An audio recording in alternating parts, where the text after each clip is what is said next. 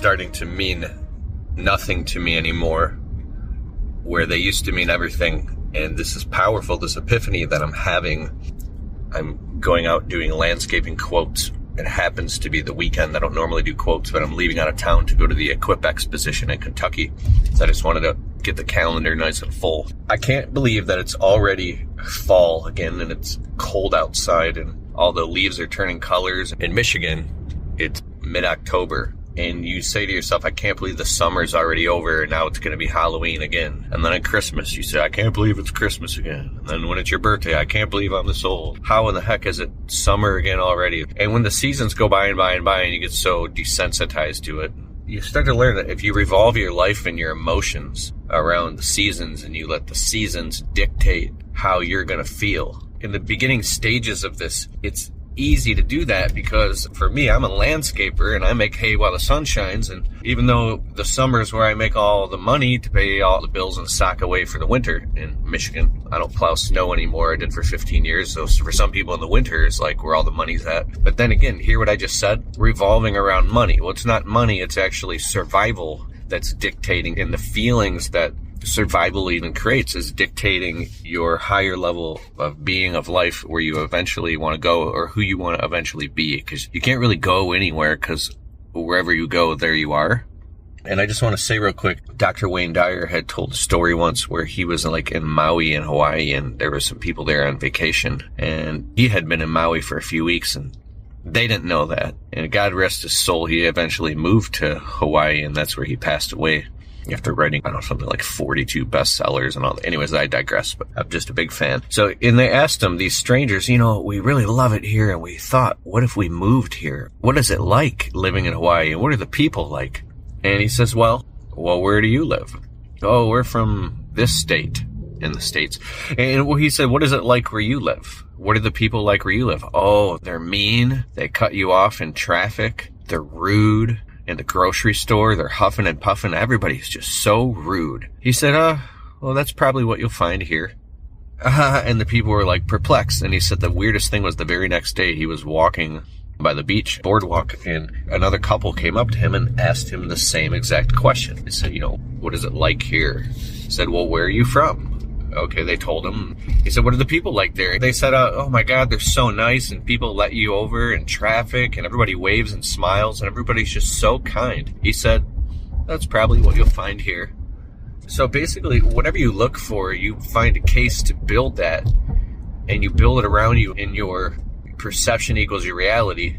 And the conclusions that you come up with, you build the evidence, like the reticular activating in your system, in your brain. Like if you get a white van or a white truck, you start noticing the other white Ford trucks everywhere. So there is a dynamic bandwidth and consciousness of extremely negative and extremely positive things, down to the lowest densities of pure God-forsaken evil, to the highest vibrations of white light, love, peace, joy, and the presence of heaven and the Holy Spirit, right? And wherever you pay attention to or vibrate at, it's like there's a saying, be careful of looking down into the hole, because the hole will look back at you. Like there's some things you don't even want to know. So in the 48 Laws of Power, it talks about don't associate with people that are going through dramatic chaos, and they're extremely chaotic people who attract all types of problems, because their monkeys might jump on your back. It's a very weird thing. It takes a very high level of consciousness and love. I just keep going back to Jesus, the type of situations he put himself in, the people he put himself around in, and he was such a high vibration that he was able to go in and remediate situations because of his level of spiritual authority. So back to what I was saying about the seasons. How many years? Because time is linear and there's something outside of time, which is this whole quantum reality that's beyond space and time, beyond the physical boundaries or the seasons of what this earth happens to be going through. There's you, there's the eternal you that can't die because it's never been born. And if you let something like the seasons predict how you're going to feel, and what I mean by that, I just want to be clear what I mean, what I don't mean, because there is like seasonal depression in the winter when people are cooped up in the house and you can't go outside and get vitamin D and sunshine. This is a real thing. People get incredibly depressed. I mean, some people get so depressed in the winter that their summer, when the spring finally breaks and they get sunshine, they just come alive. What I am saying is, if you're constantly waiting for a season. I know somebody in my life who always says, oh, maybe next summer I'm going to do this thing. And then they'll be talking, oh, by next summer. So it's still summer. It's not even the end of this summer, but they feel like this summer's gone, so they can't do it. But they're going to do it for sure next summer. And they get into this feeling in their head, like they feel like they're going to do this thing, but it's in a time and place that doesn't exist. Like if it's not on your calendar, you don't mark it down, okay, Thursday evenings from 6 till 10 p.m., I'm doing this, come hell or high water, right? You mark down a schedule, have accountability measures, and implement. So what I mean is if you're stuck and lost in this ethereal dream of always thinking about the seasons, it's really like watching a movie. In a movie, sometimes you suspend your disbelief and you go into this make-believe. Most movies today suck. I actually like to go with my wife on Netflix and she's like, what are you doing trying to watch this movie? It was made in the 40s. Well, how can it be any good? I'm like, have you ever seen It's a Wonderful Life?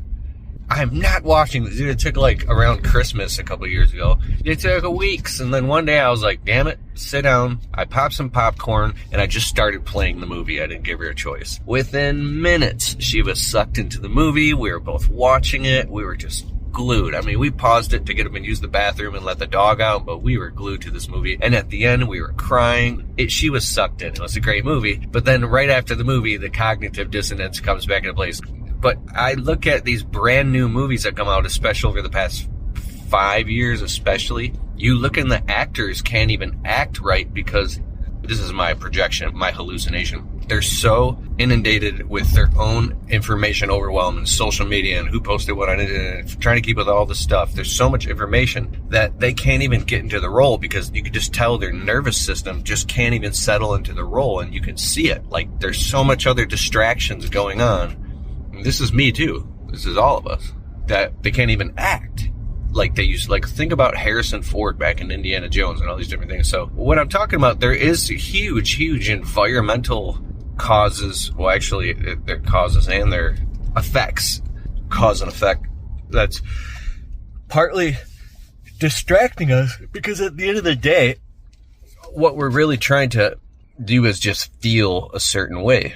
And I think that ultimately feeling a deep sense of fulfillment might be totally on the other side of discomfort, facing fears, facing self-discipline, and the ability to get yourself, if you dream of, writing a book. I wrote 3 books, and I'm not saying that they're all amazing, but they are Amazon bestsellers. Sold thousands of copies of the books by now. And I think that the second book, the second and third book were harder because I learned a lot. But anyways, it was extremely uncomfortable. I had to handcuff myself to my desk and actually go lease out an office space that I use for my landscaping business too, and handcuff myself to the desk and sleep on the floor. And I wouldn't allow myself, I would be in the office at 36 hours at a time. And my wife would call me and be like, what are you doing? When are you coming home? I'd be like, I'm not coming home until I write at least one full chapter of this book. She's like, I don't understand. You've already been gone all day and it's 1 o'clock in the morning. Why aren't you coming home? How much have you written already? I'm like, nothing. What the hell have you been doing? You've been in the office for 18 hours and you still haven't written a single chapter? What is going on? I'm like, you can come here and check on me. It's right down the street. I'll put you on video chat. I'm making out my wife to be crazy. She's not. She's just really obsessed with me. But let me get to the point here and be serious. I said, well, I went to write the book and I couldn't. And then I wasted an hour scrolling on social media. Then I watched videos. Then I had to go pee. Then I went and got something to eat. Then after I tried to write the book and I couldn't, I started having tremendous anxiety and I wanted to leave. Stick around as Keith returns with more of the Untrapped podcast in just a moment. Hey, if you're looking for what is probably the greatest software ever to run your business on, go to getjobber.com/Keith. You can create proposals, invoices, collect payments, even track your entire business directly on the Jobber smartphone app. And if you want to get a totally free trial of Jobber right now, open your browser, type in getjobber.com/Keith. And if after the trial you decide you want to sign up with Keith's link, you'll automatically get 20% off your first 6 months. So what are you waiting for? Go to getjobber.com/Keith. This is Untrapped with Keith Kalfas. Then I started thinking about all the other things that I had to do. Then I started going through and paying all my bills online, checking my credit score, and then I got on the phone a little bit. Then I did some research and I tried to write the book again, and it was just, I couldn't get myself to write. Now I started having a severe panic attack, so I went and I walked around 20 times. Then the panic got so bad that I just gave up and I decided I was going to come home. And then I wouldn't let myself come home because I made an agreement that I wouldn't leave. And then I had to go pee again, and then I started making stupid videos, and then I laid on the floor because I was so exhausted, and I took a nap. And then I got to the point where my whole mind had settled, and I was just sitting there, and finally, after all of that, I sat down, and I busted out 2 chapters of the book. 2 chapters, and I left the office at 9 o'clock in the morning. So I had to wrestle down this ego that didn't want to cooperate. And I'm not saying I can do stuff like that every day. I really set out to write this book. And now the book has sold thousands of copies. It's helped people all over the world. It's made me money, and I'm super proud of it. So what type of things in life do we need to block out in order to get ourselves to actually focus and implement? And it's really tough. And so those who are now adding on top of that level of attention deficit disorder or whatever, adding on now, but I can't do it because it's the summer. Now, if you have a landscape business like I do, you definitely ain't writing no book in the middle of the summer. It's not going to happen. You're swamped. The phone's ringing off the hook. You got employees. You have way too much. It's just grind time. So I do it in the winter. So looking at everything like holistically and from a 40,000 foot view, you can start to get more clarity around, here's the crux of all this. How can I decide in advance and predetermine how I'm going to feel when these things happen? When the good thing happens, when the bad thing happens, when the winter comes, when the summer comes. What is my self-talk going to be like? You're going to act like a fish out of water? Like, oh my God, I can't believe I'm so depressed. It's the middle of the winter. Man, this is your 24th winter.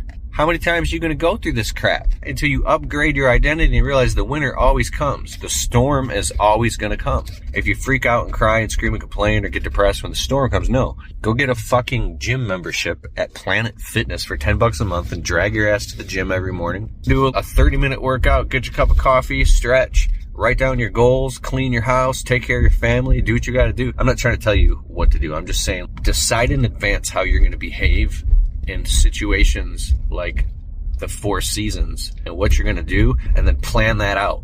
If you keep running your life like it's the first time ever that this has happened and you can't get a grip on yourself, then years are going to go by and you're going to wake up 40 and 50 and you won't have accomplished the things that you've set out that deeply are going to fulfill you, that your heart's desires, right? Are your heart's desires. Now, another thing I think about is the whole family time thing. It's a weird, misnomer. Being present, it feels like a forceful thing. You gotta be present with your family. You gotta spend more time with them or you're a piece of shit. Well, imagine a life, I believe you really do want to spend time with your family. But if you are having financial problems and you are not crushing it and things aren't in alignment, you're going through a hard season, it's also going to be hard to spend time with your family. I think that your 20s are your 20s are your learning years.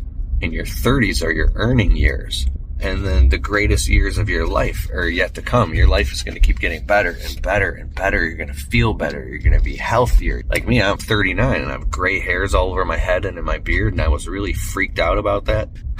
Let me catch my breath. I didn't know how to handle it. And now, after my wife telling me 150 times, she calls me a silver fox. And that's a very good thing. So I wouldn't trade how I think today for how I used to think for the world. I was so underdeveloped in my consciousness as being able to see the world for what it really is. And I'm not saying I do now, but maturity is an amazing thing. And if it comes with a couple of gray hairs, so wow, how beautiful. Look at those. Oh, that's a wreath.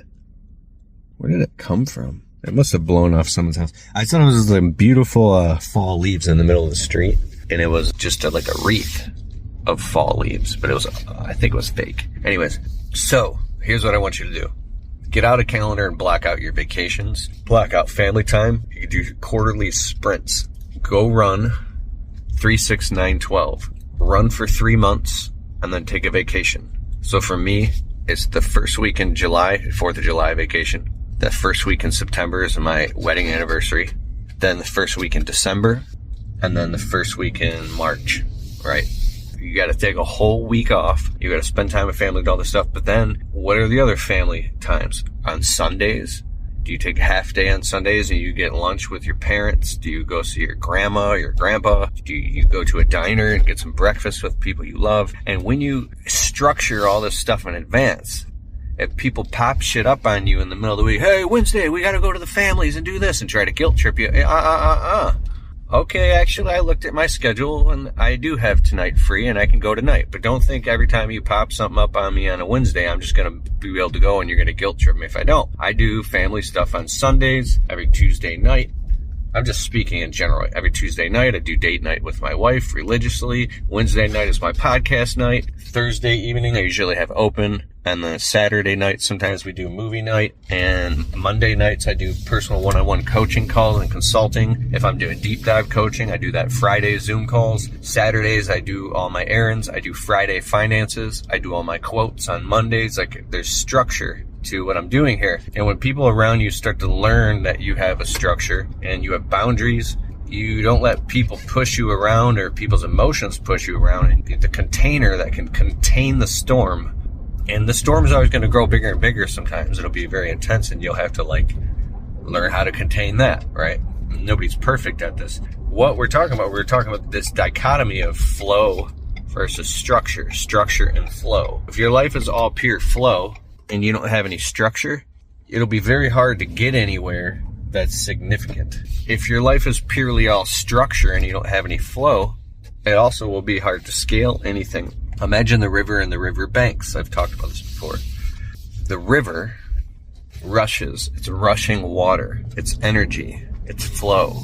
But the river banks is the structure. And the stronger and higher and more rock the river banks are made out of, and the bigger the river banks are, is the more the river can rush through it, right?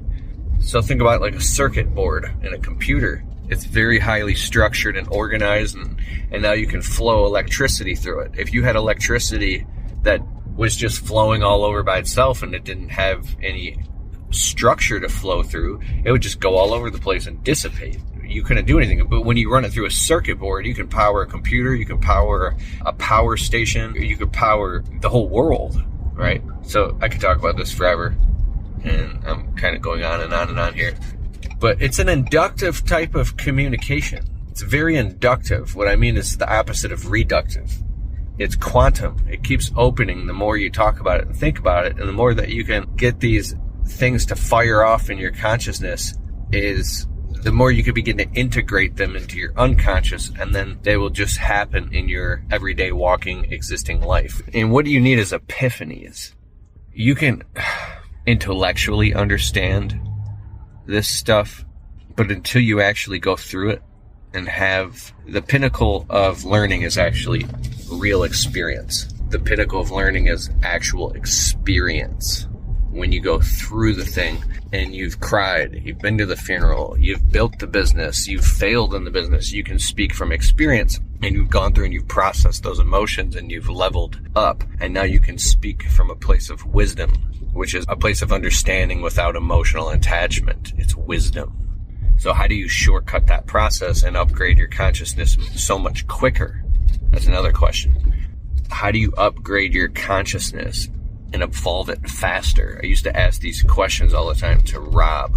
And they have found, if you study Ken Wilber, Cosmic Consciousness, and the 1, 2, 3 of God, and you pay attention to people like David Data, The Way of the Superior Man, and stuff like that. Well, meditation, deep levels of meditation can help you connect dots faster. And then also saying hell yes and getting up off your ass and going and doing things and taking chances and taking risks and getting around other really successful people. You got to get up and take action. Like, I just literally joined my friend Joshua Latimer's private implementation coaching group called War Plan Insiders, and it's $5,000 to get in. And I put my money where my mouth is, and I got inside of this group because this guy Joshua Latimer, this friend of mine, he's ran like 7 different businesses, or he runs 7 businesses. I don't know which ones he's sold or whatever, but You guys made millions of dollars, and he spent hundreds of thousands of dollars of his own money to learn all this high-level business stuff. And he's going to teach a lot of this stuff over the period of the next 6 months for $5,000.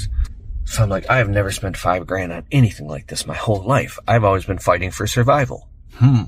What's going to get me to the next step? It's to bet on myself and put my money where my mouth is and get around successful people. The next level of leveling up is money gets you access. So when you invest in your education, instead of like a stupid ass car with rims on it, you see what I'm saying? All right, I'm done talking here. Check out my podcast, the Untrapped Podcast with Keith Kalfas. And I got to get to this quote. I'm driving around in circles. Later.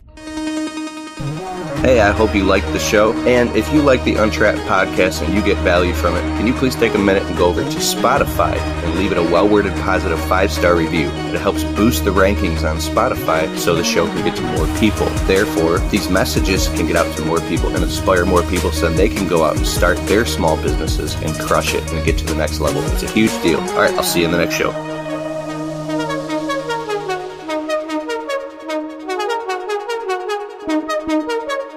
Thank you.